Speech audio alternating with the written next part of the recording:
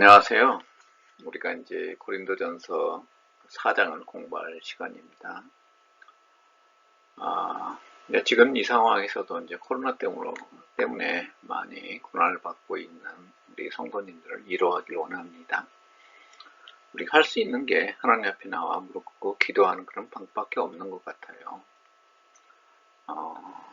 이제 뭐 유럽이나 미국에서 시작되어진 코로나 백신 접종이 점차적으로 이게 확대되겠죠. 우리도 다음 달부터 시작된다고 하는데 그러면 조금씩 개선되리라 그런 생각을 가져봅니다. 그렇지만 이런 기간 동안을 통해서 제가 늘 주장해왔던 것처럼 우리는 하나님 앞에 보다 성숙한 신앙인으로 거듭나는 그런 계기가 되었으면 하는 바람입니다. 그래서 우리가 이제 나머지 시간들 코로나 이후에 했던 삶 속에서도 참으로 하나님을 보다 깊이 알아가고 그걸 통해서 세상을 섬기는 그런 크리스천으로 거듭났으면 하는 그런 바람입니다. 어린 신앙에서 또 우리가 남한테 의존적인 신앙에서 이제 내가 하나님 앞에서 단독자로서 그리고 하나님을 보다 깊이 알아가고 주변 사람을 참으로 주님의 하나님의 이름으로 섬겨가는 그런 자가 되었으면 합니다.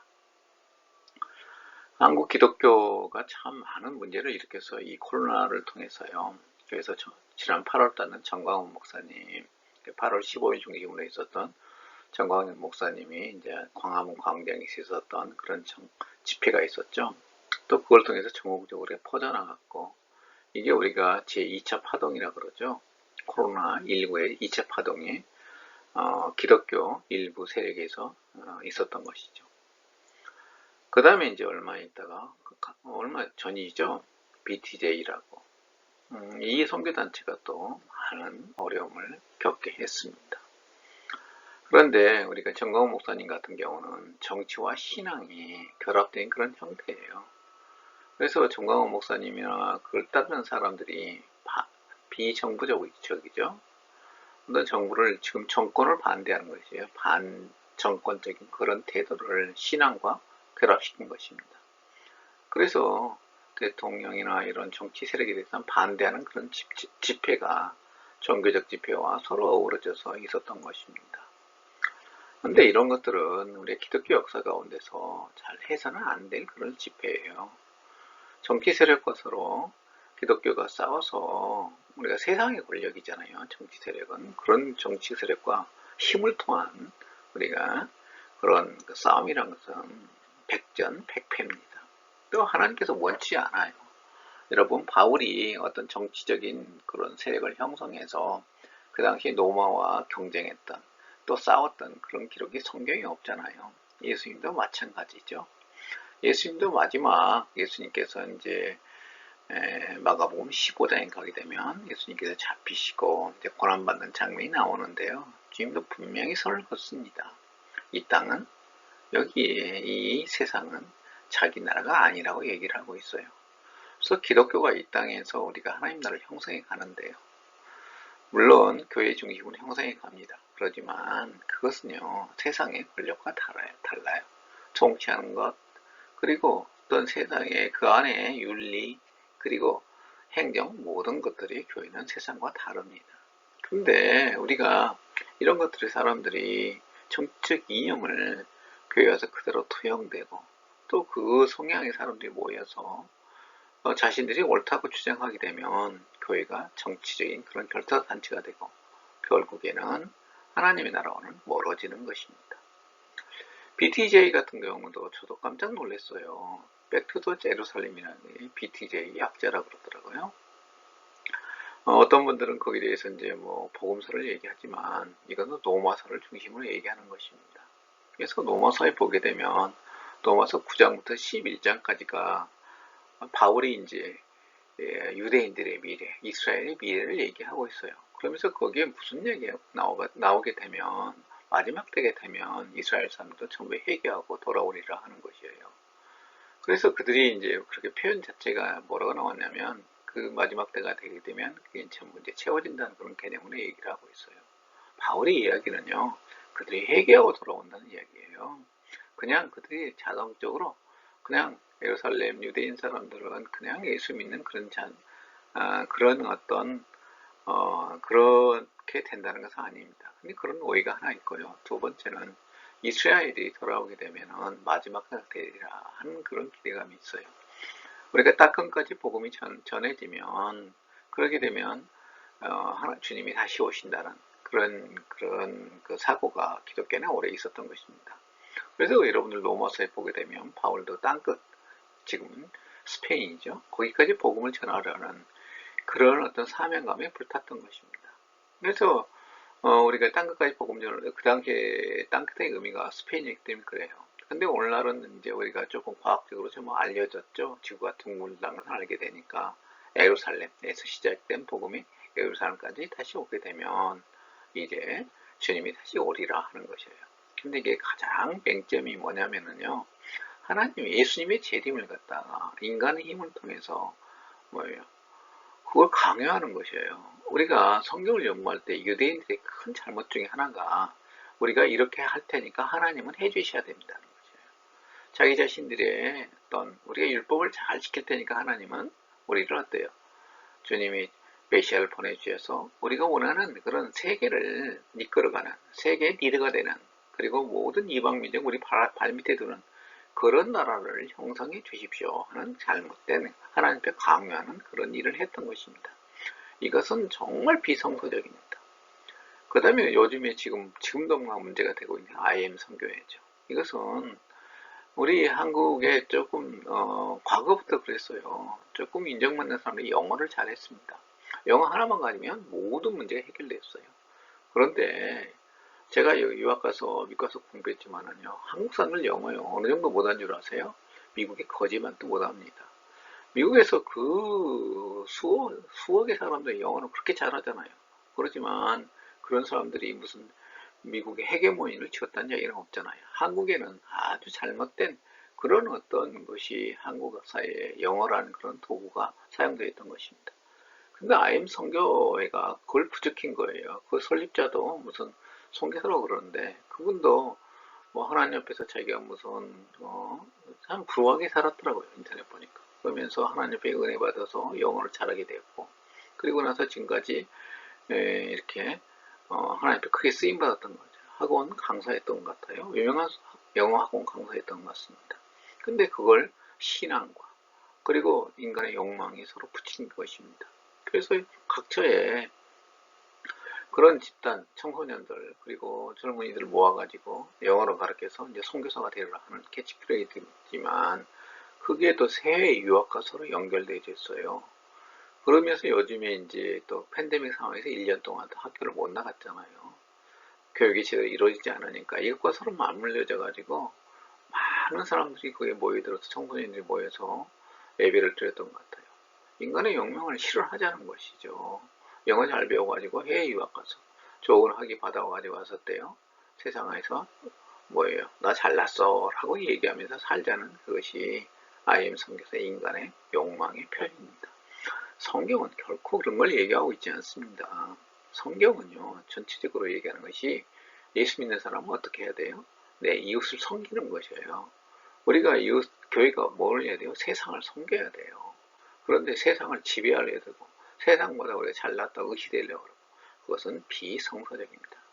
그것은 세상 사람들이 하는 것이에요. 그래서 세상의 윤리, 세상의 욕망을 따르는 그런 어떤 인간의 잘못된 생각이 교회 안에 들어와서 이렇게 문제를 일으킨 것입니다. 저는 우리가 이 코로나19 사태가 하나님의 심판이라고 확실히 믿는 것은 이런 것들이 기독교와 우리 한국 기독교 안에 있었던 잘못된 관행들이 전부 드러나서 이제는 이런 것들이 세상에 알려진 것입니다. 그래서 우리 기독교인들한테 경각심을 심어주고 세상 사람들로부터 지탄받는 그런 일이 일어난 것이에요. 종말이라는 것, 하나님의 심판이라는 것은요, 어찌보면 옥석을 가리는 일입니다. 여기서 불심판이라는 것은 분명히 마지막 때 있다고 성경에서 여러 군데서 언급되고 있잖아요. 그래서 이제 불심판이라는 것은 개념이 뭐냐면, 바울도 고린도전서에 얘기를 하고 있어요. 우리가 마지막 때 하나님께서 우리가 잘못된 것들로 우리 신앙을 형성하고 있는 것은 전부 불심판을 해서 사라져 버린 거죠. 그리고 정말 하나님 앞에서 신실함과 또 하나님께서 말씀에 근거하고 예수 그리스도가 기본이 된 그런 신앙만이 살아남는다는 것이 바울의 관점입니다. 우리가 지금 팬데믹 어려운 상황을 지나고 있는데요. 이런 상황 속에서 참으로 그리스도인들이 어떻게 살아야 될 것인가? 바로 성서가 얘기하는 삶, 바로 바울이 얘기하기로 원했고 예수 그리스도가 우리 전해준 이 복음에 근거한 삶이 올바른 삶이라고 생각합니다. 또 그런 삶의 계기가 우리가 되어야 된다고 저는 믿고 있습니다. 자, 4장을 보게 되면 교사들의 역할과 복음과 교화에 대한 고린도 교인들의 신학적 오해에 대해서 바울이 이제 그것을 고치려고 하는 그것들 잘못들을 지적해주고 어떤 대안을 제시하는 그런 내용들이 많이 있죠. 첫 번째 단락 1절부터 5절까지는 종의 모두를 통해서 바울을 대하는 고린도 교인들의 태도에 대해서 문제를 제기하고 있고요. 두 번째 단락에서는 바울은 자신의 주장을 고린도 교인들의 태도에 직접 적용하고 있습니다. 후반부에서 바울은 고린도 교인들의 잘못을 바로잡기 위하여 사도적인 권위를 재차 강조하고 있어요. 우리가 이제 교회 안에서 이제 목사들에 대해서 특히 침례교 같은 경우는 우리가 이제 요즘에 대전침에서 그런 가방 보고 들었는데 제가 신학대원 다닐 때 이제 침례교에 대해서 공부할 때 이제 그 평신도 정신이라는 것을 한 학기 동안 공부했던 것 같은 기억이 있습니다. 그래서 우리가 침례에 대해서 설명할 때 우리가 이제 목회자도 평신도다. 그리고 하나님께서 은밀한 부르심을 얘기하죠. 그래서 은밀한 부르심을 통해서 역할로서만 목사다. 그래서 그렇게 이제 저희들도 교육을 많이 받다 보니까 목사님을 바라보는 교회 안에서 목사님을 바라보는 시선이 장로교나 그런 어떤 다른 교들과 약간 다릅니다. 그런데 우리가 이제 목회자에 대해서 생각해야 될 것 중에 하나가 목사님들이 가지고 있는 권위라는 게 있어요. 그게 이제 영적 권위라고 그러는데 그게 이제 폭력적인 것은 아니죠. 성경에서 가장 그런 것들은 원치 않은 그런 권위죠. 근데 우리가 이제 복음에 대한 그런 어떤 하나님의 말씀 선포에 대한 그런 권위를 목사들한테 꼭 있어야 돼요. 근데 때로는 이런 것까지도 무시되는 것들을 우리가 교회에서 종종 보게 됩니다. 우리가 이런 것들은 굉장히 경계해야 되고 바울도 여기에서는 참으로 단호했습니다. 그래서 바울의 이중성이라는 얘기를 하고 있는데요. 앞에서 한번 언급을 했었어요.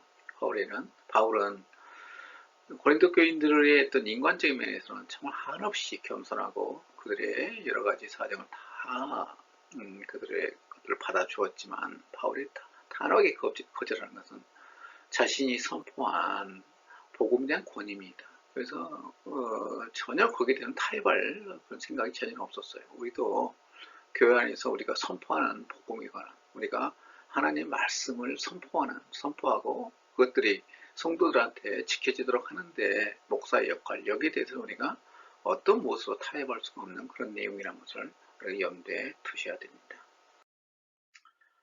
자, 종이 되는 것에 대한 것과 판단받는 문제에 대하여 4장 1절부터 5절까지 얘기를 하고 있죠. 제가 본문을 읽어보도록 하겠습니다.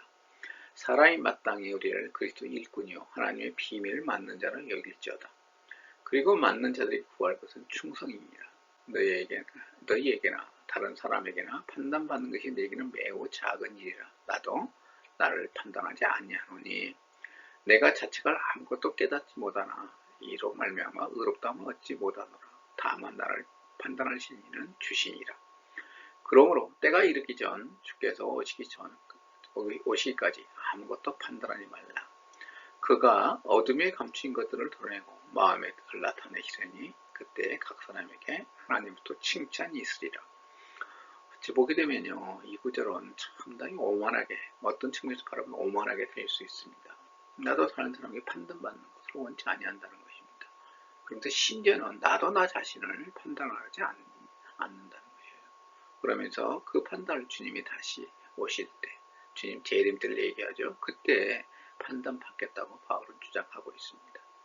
그래 이런 면에서 어떻게 이해해야 될 것인가가 여러 주석가들의 그리고 신학자들의 고민 중에 하나입니다. 우리가 이런 것을 염두에 두시고 이 본문을 여러 생각해 보도록 하는 시간을 가져보겠습니다. 바울은 자신이 고린도 교인에게 속해 있지만 그들을 책임져야 하는 것은 아니다는 것입니다. 그 다음에 자신을 집사라 칭하면서 집사에게 요구되는 것은 충성하는 것이라는 거죠. 그래서 바울은 스스로가 어떤 사도이지만 자기가 고린도 교회를 향해서는 어떤 집사 역할을 하게 된다는 것이죠. 그러면서 집사인 자신을 판단하는 것은 오직 주인의 목, 바로 주님의 목이라는 것입니다. 1절부터 살펴보도록 하겠습니다. 바울의 최종 관심은 자신과 고린도 교인들 간의 갈등 상황에서 사역을 진전시키는 것이었다는 것입니다. 우리가 이제 교회 안에서의 잘못하게 되면요, 교회 갈등이 있을 때 문제가 됩니다. 저도 갈등 있는 교회에 사역을 해본 지가 있어요. 몇몇 교회가 있었는데 정말 힘들어요. 제가 미국에서 사역했던 교회는 한 1년 넘게 교회가 그 갈등에 빠진 적이 있었어요. 근데 모든 것이 올스톱됩니다. 교회로서 역할을 못하게 되는 거죠. 그러다 보니까 담임 목사님은 자기 나름대로 그런 거기에 이제 빠져버리죠. 자기 그 상대방에 대한 정죄하는 것에 빠져버리고, 그러다 보니까 설교도 전부 그런 식으로 흘러가더라고요. 그 다음에 상대방은 거기에 대해서 반박하고, 거기에 대해서 또 목사님 없는 것은 비판하고, 이런 두 그룹으로 나눠서 교회가 엄청 어려운 지경에 빠진 것을 제가 경험한 적이 있습니다. 또 한국 들어와서 몇 년 전에 저희 교회가 담임 목사, 전임 목사와 새로운 목사님의 관계가 아니라 전임 목사님의 인기 연장에 관한 문제, 교회가 투표가 몇 번 있고 그런데 새로운 목사님 모시는 과정에서 있었던 이런 문제 갈등 때문에 그런 어려움을 겪는 것을 보았습니다. 그래서 이 갈등의 문제, 바울의 것은 이제 바울의 가르침에 관한 고린도 성도들이 받아들이지 않고 자신들이 했던 자신들이 경험하고 있는 성령의 어떤 은총이죠. 우리가 이제 기프트라고 그러죠. 이런 것들을 우리 은사를 자기 자신의 은사가 바울과 낫다라고 생각하는 오만함, 이런 것들 때문에 생기는 문제거든요. 근데 이런 것들에 대해서 바울이 이제 질책하고 서로 교정해주는 그런 과정이 여기에서 이루어지고 있는 것이죠. 그래서 가정 메타포를 쓰고 있는데 여기에서 이제 일꾼들은 1세기에 다양한 의미로 사용되었다는 것입니다. 종종 타인의 일들을 관리하는 임무를 가진 나는 의미를 가지고 있습니다. 그래서 집사는 집안일을 관리하는 일을 이임받는 자를 의미하고 있습니다. 이런 가정 메타포는 사도의 겸손한 이치와 그리스도에 속하였다는 것을 강조하고 있습니다. 여기서 이제 하나님의 비밀이라는 거 영어로 쓰고 있어요. 헬라어는 무스테리온 세운데요. 그래서 이제 여기서는 속격이라고 어떤 뒤에 이제 세우가 우리가 속격으로 되어 있잖아요. 세우 하나님의 비밀인데 이 이제 속격 역할에 대해서 법적으로 좀 따져볼 수 있겠죠. 그렇지만 이것은 소위적 속격이라고 저는 이해하고 있습니다. 그래서 비밀은 하나님께 속해 있다는 거죠.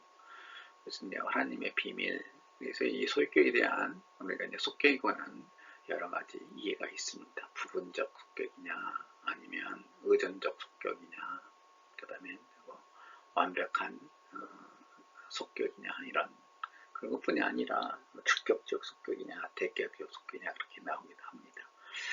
자, 보게 되면 이방의 신비주의를 암시하고 있습니다. 고린도 교인들에게 익숙한 단어를 선택하여 이지스와 같은 우리가 이제 이방의 신들이죠. 이스와 같은 이방 신들과 대조하여 기독교 신비를 뜻하는 새로운 의미를 부여했다는 거죠. 그 다음에 세모적 의미로는 이제 이방적 의미를 얘기했고요. 세모적 의미로는 성령을 가진 자로서 바울은 오랫동안 인간에게 감춰져 있고 이제 그리스도 안에서 계시된 하나님의 구원 계획을 이해할 수 있게 되었다는 거죠.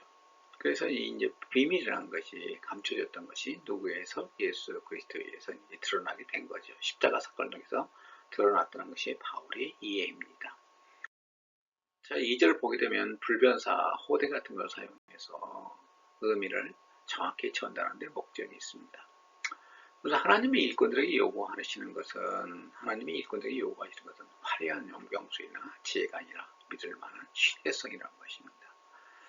그래서 우리가 이제 목회자들한테 요구되는 여러 가지가 있어요. 우리는 자칫 잘못하면 눈에 보이는 것들, 애모, 목사님들 요즘 애모 잘생겼다는 얘기를 많이 하죠.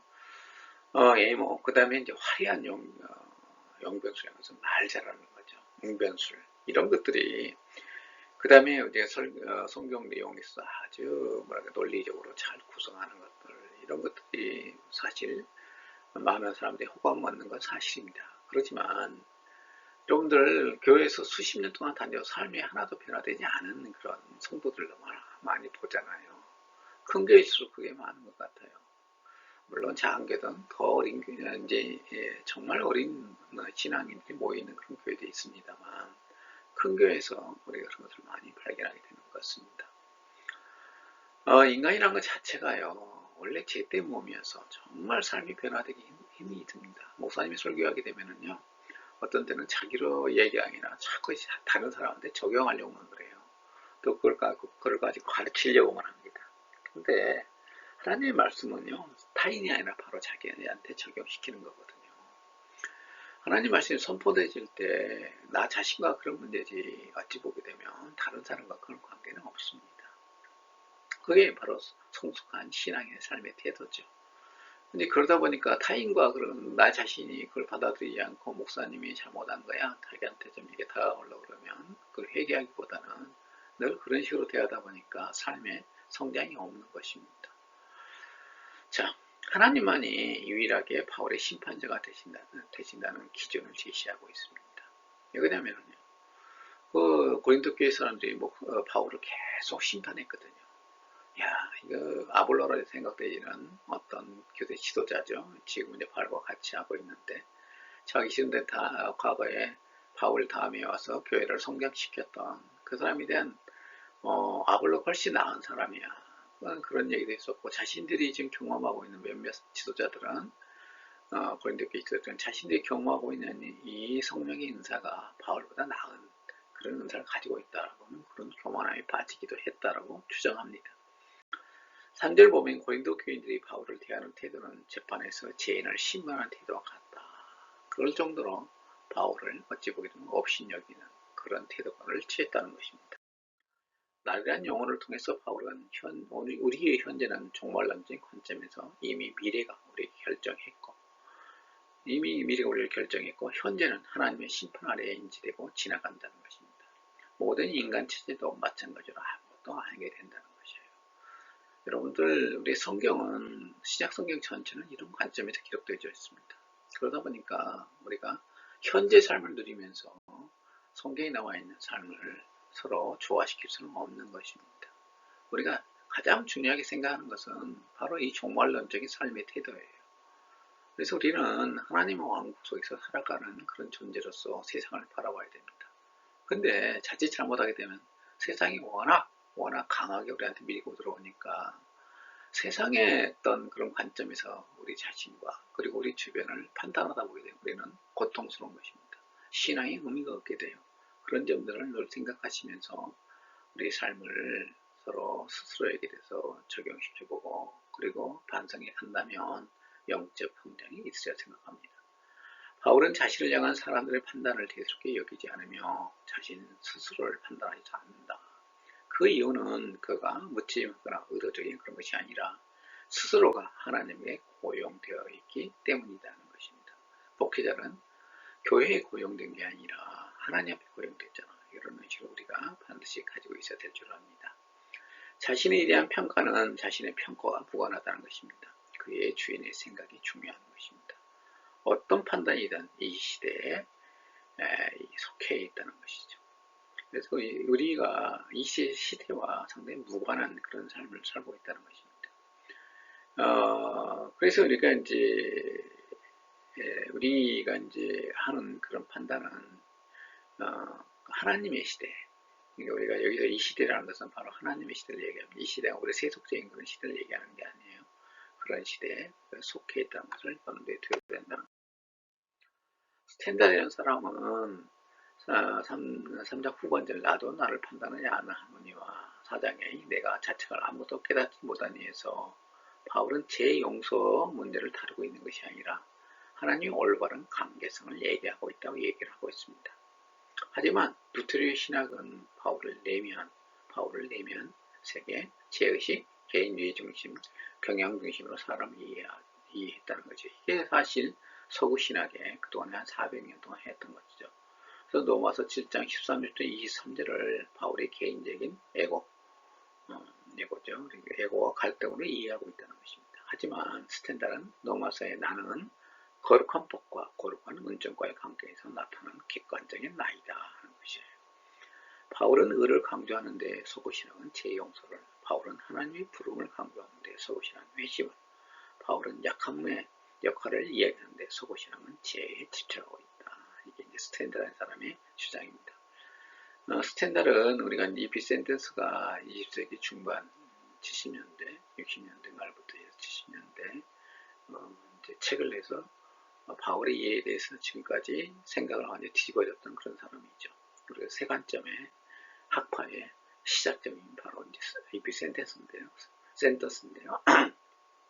그 이전에 스탠달이라는 사람이 이피 센터스의 길을 놓았다고 하는 그런 학자입니다. 자, 우리 이 정도로 넘어갑시다. 4절. 바울은 아직도 공개된 숨겨진 사안을 가지고 있다고 말한 것이 아니라 맡은 소임에 대한 책임 이행에 관하여 내 양심이 깨끗하다는 것입니다. 바울이 성실하게 일함으로 어떤 실패도 하지 않는다는 사실도 중요하지 않습니다. 이런 평가는 자신의 일을 인간 법정의 수준으로 되돌리는 것이기 때문입니다. 그러므로 그의 양심은 하나님 앞에서 그의 무죄를 선고하지 않습니다.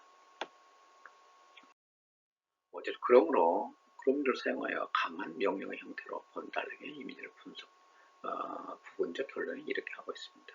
그래서 언급된 금지해야 될 판단은 정확한 종말론적인 관점이 결여된 상태에서 바울과 그의 사역에 쉽사리 내는 고린도 교인들의 판단이라는 것이에요.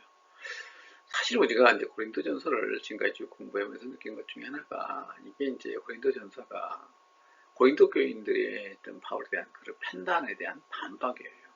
그래서 고린도 교인들의 잘못들을 교정해주는 역할이 고린도전서의 역할인데요. 우리는 그 바울의 모든 이야기 이면에는 바로 고린도 교인들이 바울을 생각하는 것들이 있다는 것을 염두에 두시고 고린도전서를 읽게 되면 여러분들이 보다 깊은, 조금은 더 깊은 이해에 다가갈 수 있으리라 저는 생각합니다.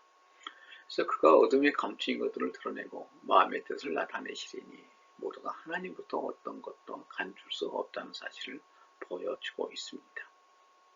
그래서 하나님 앞에 우리 어떤 삶의 자질한 것은 우리 모든 것을 알고 계시는 주님이잖아요. 근데 인간은 이것을 숨기려 합니다. 하나님의 안다는 것을 인식하고 있음에도 불구하고 그걸 숨기려 하고, 그러다 보니까 우리 과장되게 나 자신을 생각하고 얘기하게 되는 거죠. 주변에. 물론 여러분뿐이 내가 이런 얘기를 하지만 나 자신도 그런 면이 너무 많습니다. 그게 저를 참으로 고통스럽게 하게 돼요. 그러니까 이런 것들로부터 떨쳐나야 됩니다. 하나님께서 나와 함께 한다는 그런 인식, 하나님께서 모든 걸 알고 계신다는 인식을 우리가 늘 받아들여야 됩니다. 자, 진정한 사도권의 표지들, 여기서 4장 6절부터 13절까지입니다. 형제들아, 내가 너희를 위하여 이 일에 나와 아볼로를 들어서 본을 보였으니 이는 너희로 하여금 기록된 말씀 밖으로 넘어가지 말라 한 것을 우리에게 배워 서로 대적하여 겸손한 마음을 가지지 말게 하려 함이라. 누가 너를 남달리 구별하였느냐? 내게 있는 것 중에 받지 아니한 것이 무엇이냐? 내가 받았은지 어찌 받지 아니한 것 같이 자랑하느냐? 너희가 이미 배부르며 이미 풍성하며 우리 없이도 왕이 되었도다. 우리가 너희와 함께 왕노릇하기 위하여 참으로 너희의 왕이 되기를 원하노라. 여기서는 우리가 성경 해석에서 제일 어려운 것 중에 하나가 기록된 말씀 밖으로 넘어가지 말라 이것입니다. 이것이 의미하는 건 뭔가에 대해서 주석가들과 지금까지 역사적으로 수없이 많은 이론들이 있어 왔습니다. 내가 생각하건대 하나님의 사도인 우리를 죽이기로 작정된 자같이 끄트문에 두셨음에 우리는 세계 곧 천사와 사람에게 구경거리가 되었노라. 우리는 그리스도 때문에 어리석거나 너희는 그리스도 안에서 지혜롭고 우리는 약하나 너희는 강하고 너희는 존귀하나 우리는 비천하여 바로 이 시각까지 우리가 줄이고 목마르며 헐벗고 메맞으며 정처가 없고 또 수고하여 친히 성로 일을 하며 모욕을 당한 즉 축복하고 박해를 받은 즉 참고 비방을 받은 즉 고면하니 우리가 지금까지 세상의 더러운 것과 만물의 찌꺼기같이 되었도다.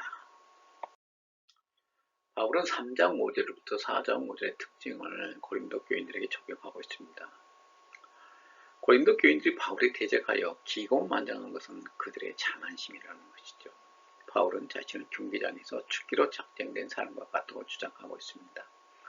10절에서 바울은 자신이 당한 고난에 대해서 말하고 있습니다. 여기서 이제 경기장이라고 해서 로마의, 그러니까 이제 원형 경기장을 생각하면 되죠. 그래서 로마는요, 로마 시대에 각 식민지에는 항상 이런 경기장이 있어요. 그래서 이제 원형 경기장을 좀 번따서 만들었다 생각되는데요. 제가 빌립보에 갔어도 그런 경기장을 볼 수가 있었습니다. 제가 고린도에서는 제가 이제 다른 고린도 지역을 다 돌아보지 못했기 때문에 그런 경기장을 갔던 기억이 없습니다. 그런데 이런 경기장이 정말 잘 지어졌어요. 지금도 잘 보존되어 있는데요. 여러분들이 이제 그 경기장으로 유명한 것이 이제 로마의 원형 경기장 유명하죠. 거기에 이제 가보게 되면 좀 기가 막히죠. 이런 것들이 그 당시에 로마 시대에 지어졌다는 거 보게 되면 어마어마합니다. 자, 우리가 이제 로마의 건축술을 알 수 있는 것, 대표적인 것 중에 하나가 이제 원형 경기장인데요. 그게 그 당시에는 올라갔던 음향 기술이 없었잖아요. 근데 한 지역에 거기 있어요. 그 지점이 정해져 있습니다. 거기서 말을 하게 되면 그 원형 경기장 모든 곳에 동시에 같은 소리로 들린다고 그래요. 그 울림 현상을 이용해서 그걸 지은 거죠. 그래서 이제 바울이 거기에서 이제 원형 경기장에서 이제 검투사들이 서로 이제 검투를 하게 되고 거기에 대해서 이제 사람들이 죽어가죠. 그걸 로마 사람들이 즐겼던 것입니다. 근데 그래서 죽기로 작정된 사람, 그런 검투사 경기를 통해서 이제 죽기로 작정된 사람과 같다는 것입니다. 근데 이런 어떤 이해도 있지만 또 다른 이해는 뭐냐면은 여기 나와 있는 그런 것들은 우리가 다음에 가서 그 성경 본문에 가서 보다 자세하게 설명하겠습니다. 바울은 여기서 1장 18절부터 2장 16절에서 언급된 십자가 신앙을 자신에 적용하고 있습니다. 바울에게서 종이 된다는 것은 예수의 종이 된다는 것이요, 십자가의 길을 따라 사는 것입니다. 6절 보게 되면 2절에서 바울은 지금까지 자신과 아볼로에 대한 비유를 사용한 이유를 너희의 유익을 위함이다 라고 얘기하고 있습니다. 그래서 기록된 말씀 밖으로 넘어가지 말라 한 것을 우리에게 배웠다 해서 기록된 말씀이 무엇인가에 대하여 8가지 정도의 이론이 존재합니다.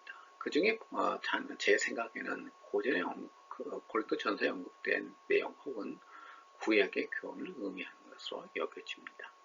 그래서 목적은 너희가 우리 중 한 사람을 대적해 다른 한 사람을 닦는 일에 교만한 마음을 가지지 않게 될 것이다 하는 것입니다. 그래서 고린도 교인들은 바울과 아볼로에게서 제자들을 배웠을 것입니다. 회개 없는 제사함, 훈련 없는 침례, 그리고 세상 사람과 다를 것 없는 그리스도의 삶을 값싼 은총이라고 우리는 생각합니다. 그래서 바울이 경계하는 것은 바로 훈련 없는 고린도 교인들이 잘못된 이런 신앙으로 흘러가는 모습을 안타깝게 생각하면서 바로 이 성경을 지금 기록하고 있는 것입니다.